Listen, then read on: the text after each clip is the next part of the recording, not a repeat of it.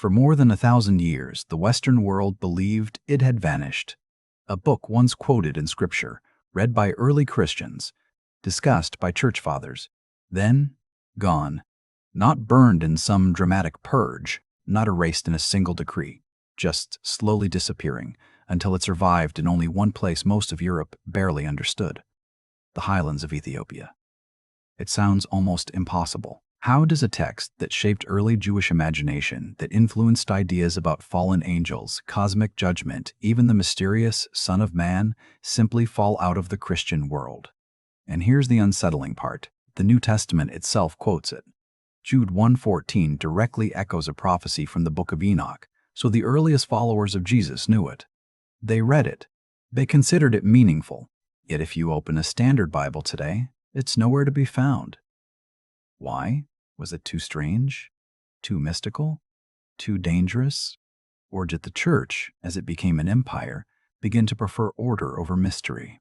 Stay with me, because by the end of this video, we're going to explore not just why Rome let this book fade, but why Ethiopia refused to. And what Enoch actually says about the heavenly realm may change the way you read parts of the New Testament. If you're drawn to the deeper layers of biblical history, the parts that don't fit neatly into Sunday school summaries, consider subscribing.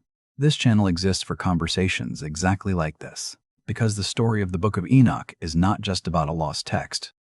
It's about memory, about power, and about who gets to decide what survives. Rome forgot. Ethiopia remembered. And that changes everything. What if the universe wasn't silent, but watched? Not metaphorically, not poetically. Watched. That's the world the Book of Enoch invites us into. Before it became controversial, before it faded from most Christian Bibles, Enoch was something far more unsettling and far more expansive. It wasn't a lost gospel. It wasn't written as a biography of Jesus. It was Jewish, ancient, apocalyptic, and it imagined a cosmos alive with intelligence, rebellion, order, and judgment. But here's something many people don't realize. The Book of Enoch is not a single, seamless narrative. It's a collection, 5 major sections, written over centuries, woven together into one sweeping vision.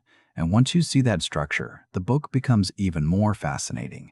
It begins with what scholars call the Book of the Watchers. This is the part that captures people's imagination immediately.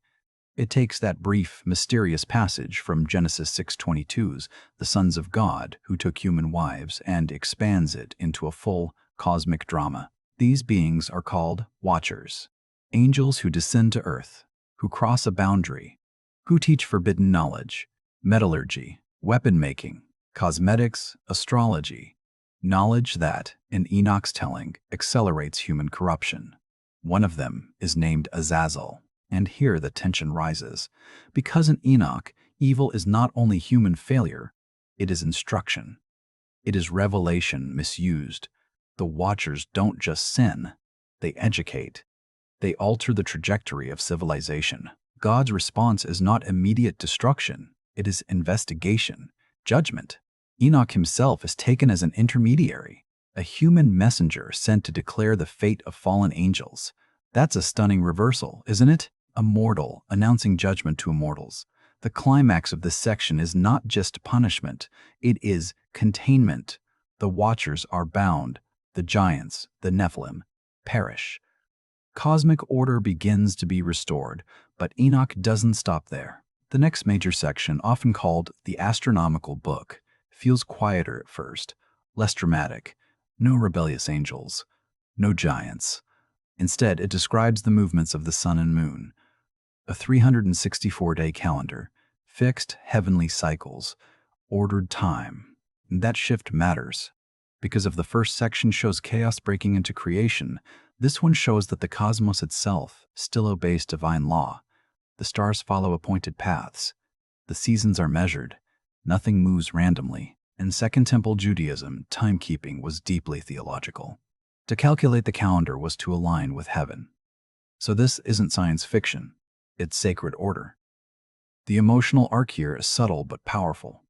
From corruption to structure, from rebellion to rhythm. Then comes what may be the most debated portion, the Book of Parables. Here we encounter a figure called the Son of Man. He is pre-existent.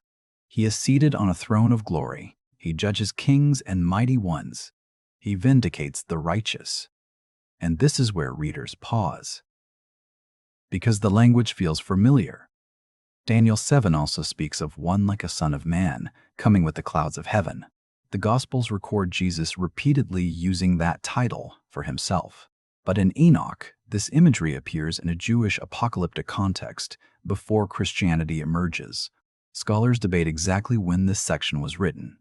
Some place it before the time of Jesus. Others suggest it may be closer to the 1st century. The evidence is still discussed. What we can say carefully is this: the concept of a heavenly enthroned Son of Man existed within Jewish apocalyptic thought, and in Enoch, that figure becomes central to divine justice. The crescendo builds not through spectacle, but through inevitability. Thrones are set. Books are opened. The powerful are humbled. The righteous are lifted, which leads naturally into the dream visions and the final epistle of Enoch.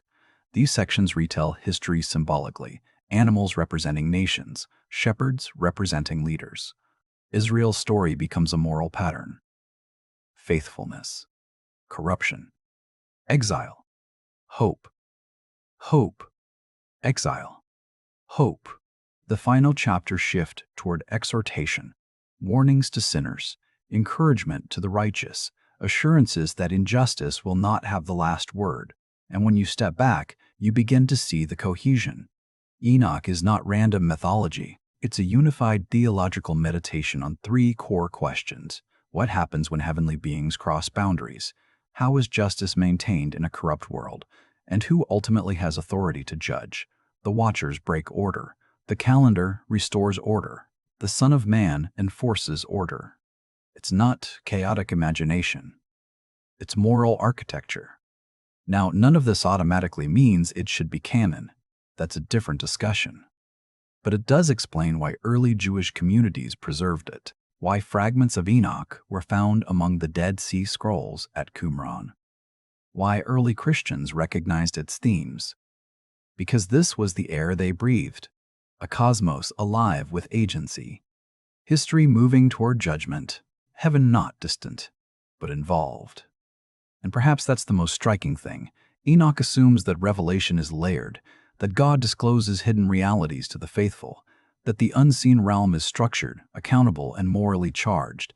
It's bold, it's imaginative, but it never abandons monotheism. There is still one sovereign God. The Watchers rebel against him. The Son of Man serves his justice. So when we ask why this book mattered, or why it later made some leaders uneasy, we first have to understand what it actually says. It paints a universe where heaven and earth are closer than we might be comfortable admitting. And if that was the worldview circulating in the centuries before and around the time of Jesus, what happens when the early church begins deciding which visions belong inside Scripture and which do not? That's where the story turns next. How can a book be quoted in the Bible and still not be in the Bible? That question alone has unsettled readers for centuries. If you open the New Testament and turn to the short letter of Jude, just one chapter, you'll find something striking. In verses 14 and 15, Jude writes, "Behold, the Lord comes with 10,000s of his holy ones to execute judgment on all." Those words are not paraphrased from the Old Testament. They echo directly from one Enoch. So pause there for a moment. An inspired New Testament author quotes Enoch, not casually, not critically, but as prophecy. And yet, when the Christian canon was finalized centuries later, Enoch was not included. Why? To answer that, we have to slow down and untangle something we often blur together. Being respected, being read, and being canonized are not the same thing. In the first centuries of Christianity, the boundaries of Scripture were not yet sealed shut. Communities read many texts. Some were apostolic letters. Some were Jewish apocalyptic works. Some were sermons, visions, or theological reflections. The early church was discerning, gradually, sometimes unevenly, which writings carried enduring, universal authority. Enoch was widely known in certain circles. We know this because fragments of it were discovered among the Dead Sea Scrolls at Qumran. Jewish sects valued it. Early Christian writers like Tertullian referred to it with respect. The themes of fallen angels and final judgment clearly shaped Christian imagination. But widespread influence does not automatically equal canon. The Church eventually applied several core criteria when recognizing Scripture. Was the text connected to the apostles or their close companions? Was it widely used across geographically diverse Christian communities? Did its theology align with what churches recognized as the rule of faith? That process took time. It was organic. It was debated. By the 4th century, lists began to stabilize. In 367 CE, Athanasius of Alexandria wrote his famous Festal Letter listing the 27 books of the New Testament.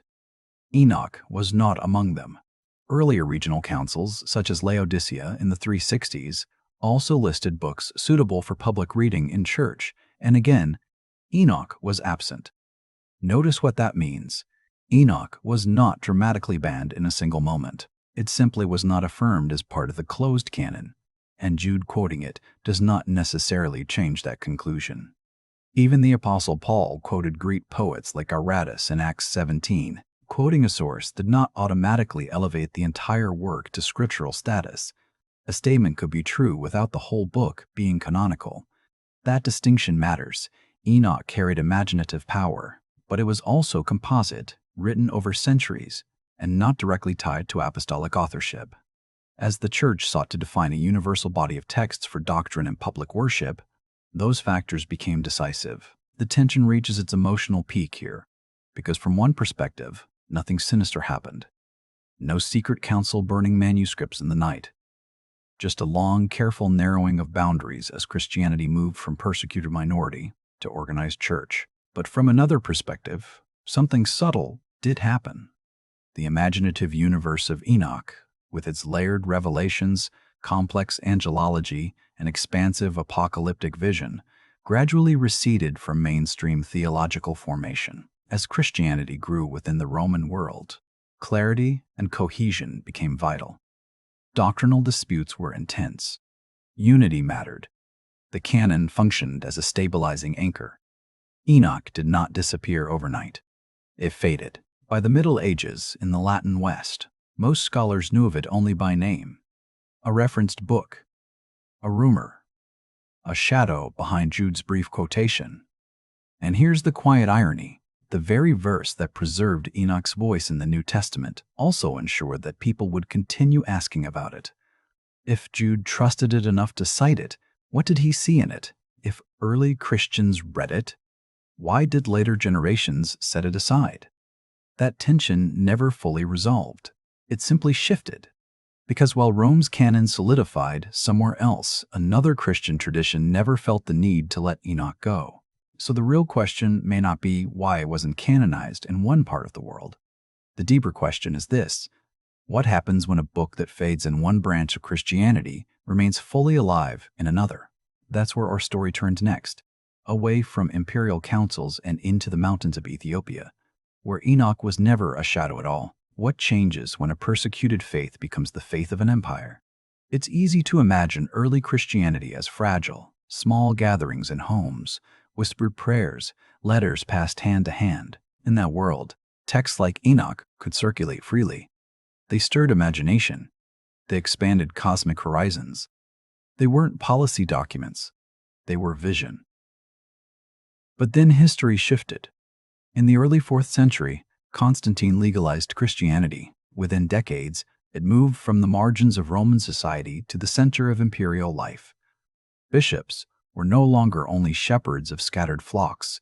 They were administrators, theologians, and, at times, advisors within a vast political structure. And when a movement becomes institutional, clarity becomes urgent. Disputes over Christ's nature, the Trinity, and authority were no longer abstract debates. They threatened unity across provinces and cultures.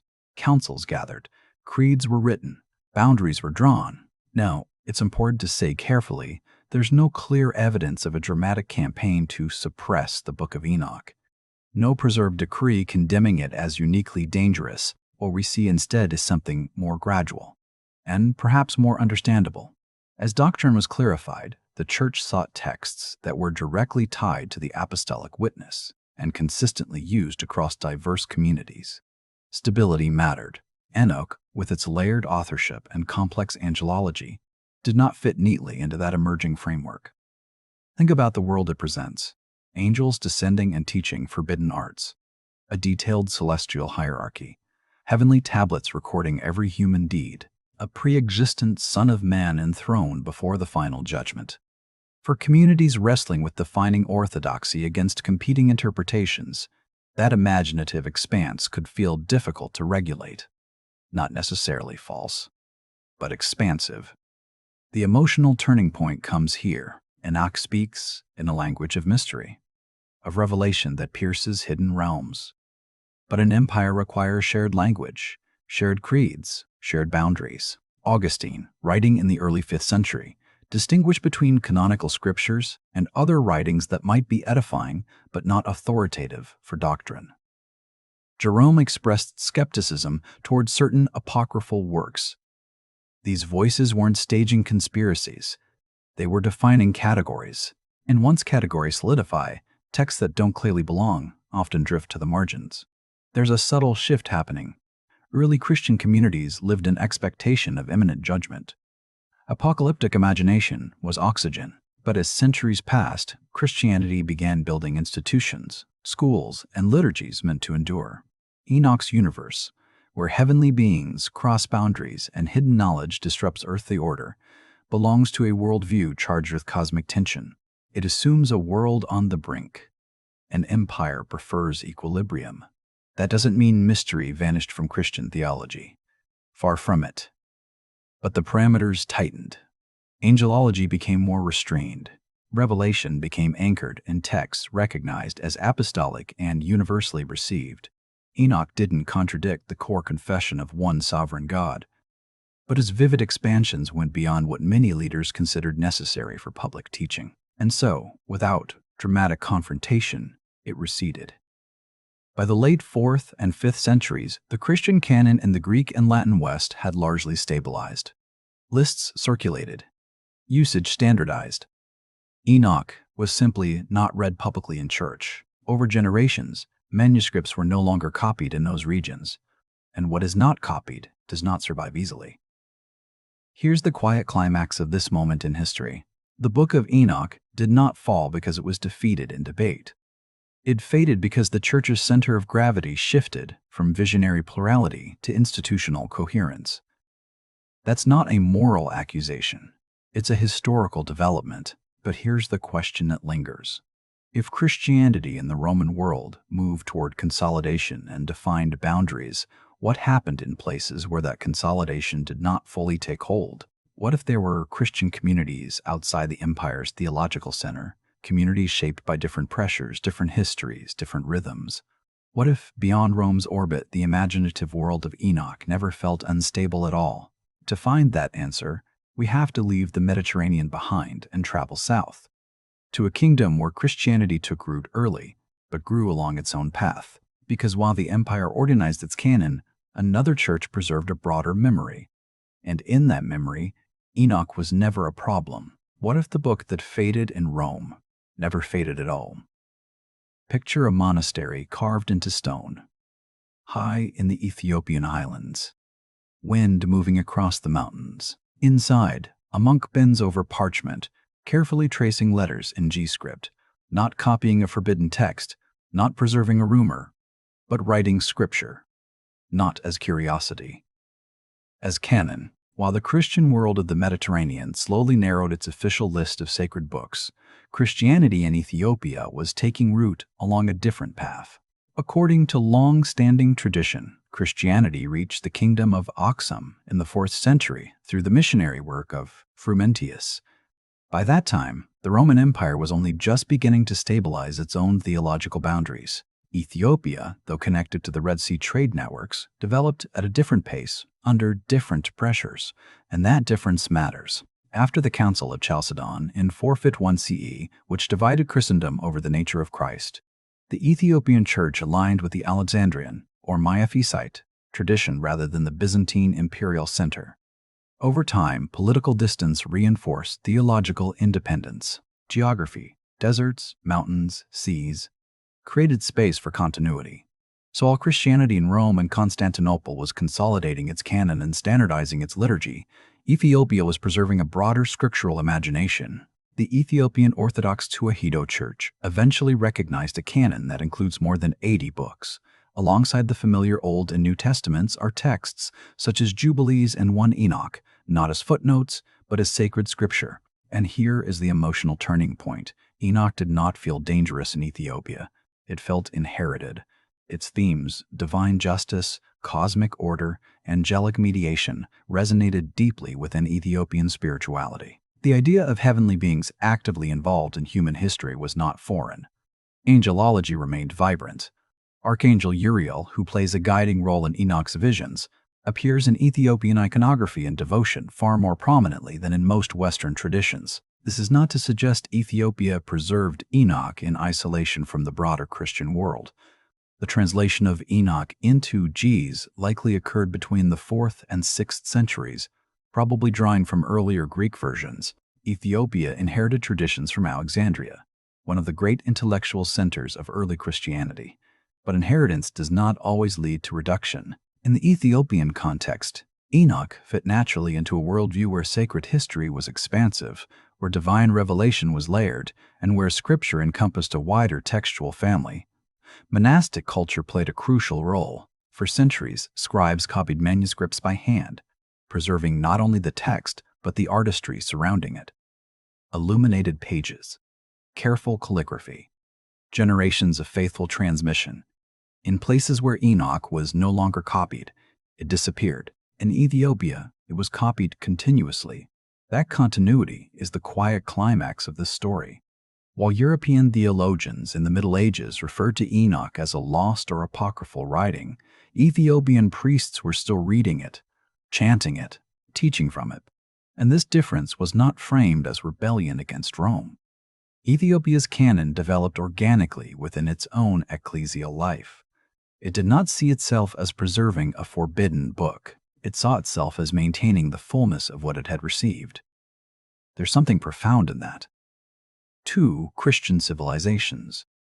2 overlapping but distinct memories, one gradually narrowing its public canon for clarity and cohesion, the other retaining a wider circle of sacred texts without perceiving contradiction.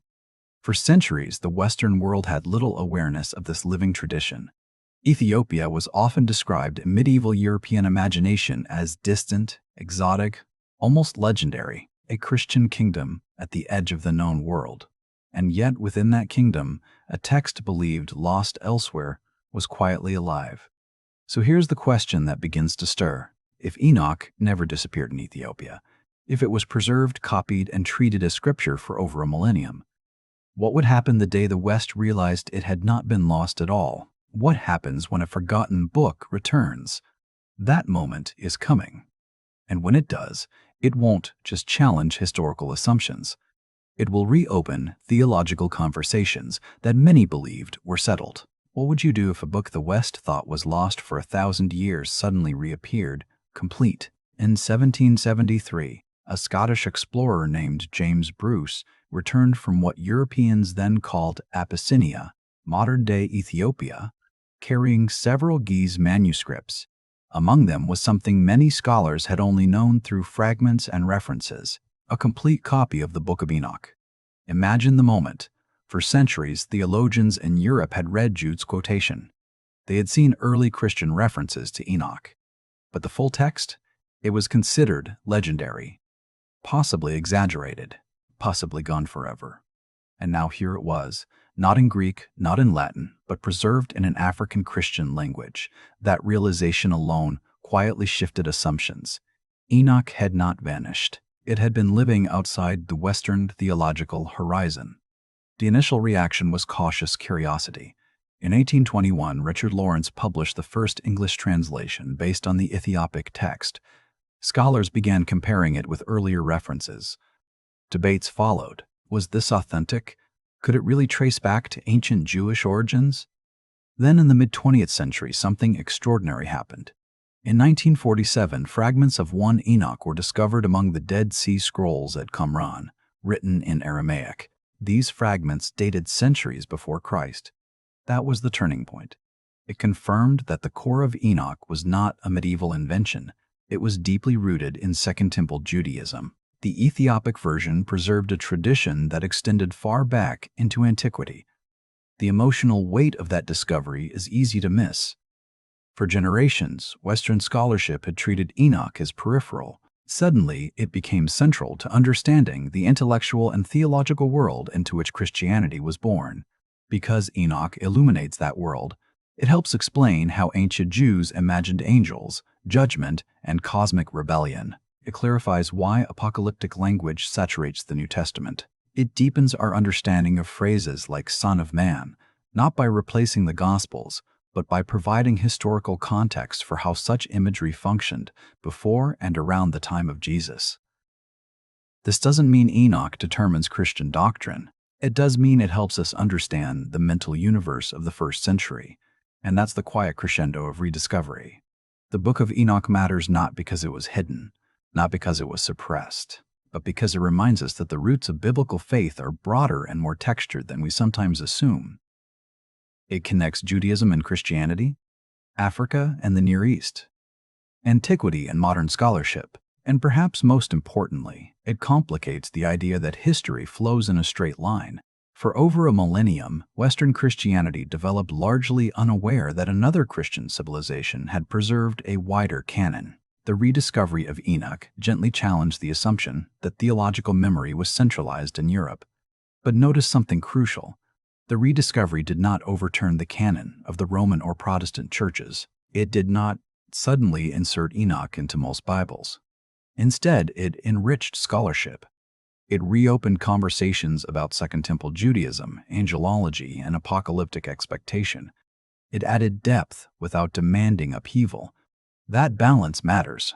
Enoch still sits in a unique place today, canonical in the Ethiopian Orthodox tradition, non-canonical in most other branches of Christianity, studied seriously by scholars, read devotionally by some, approached cautiously by others. It stands at the intersection of memory and boundary, and maybe that's fitting, because from the beginning, Enoch was about boundaries, angels crossing them, humans crossing them, judgment restoring them.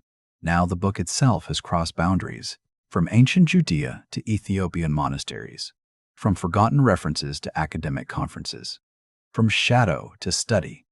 So where does that leave us? Perhaps with a quieter realization. History is rarely erased as completely as we imagine. Sometimes it simply survives somewhere else. The Book of Enoch was not destroyed. It was preserved, just not where the West expected. And that raises one final thought. If a text could live for centuries beyond the edges of empire, if theological memory could be guarded in places considered peripheral, what else in history might still be waiting, not to disrupt faith, but to deepen it? That question lingers, because the story of Enoch was never only about a lost book, it was about who remembers and who forgets.